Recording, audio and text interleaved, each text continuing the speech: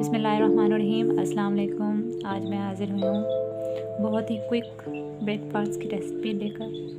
उम्मीद है आपको पसंद आए। चलिए रेसिपी स्टार्ट करते हैं। हमने एक ब्रेड ली है, इसको हम छुरी की मदद से इसके किनारे अलग कर लें। देखिए हमने ब्रेड को किनारों से अलग कर लिया।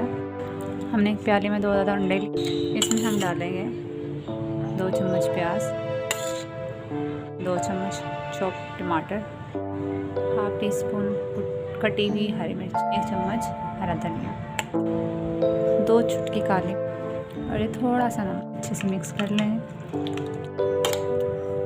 बिस्मिल्लाहिर्रहमानिर्रहीम। हमने एक पैन लिया, इसमें हम डालेंगे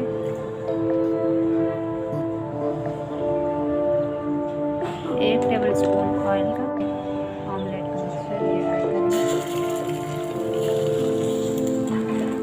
और इस पर डालेंगे हम मोज़रेला चीज़।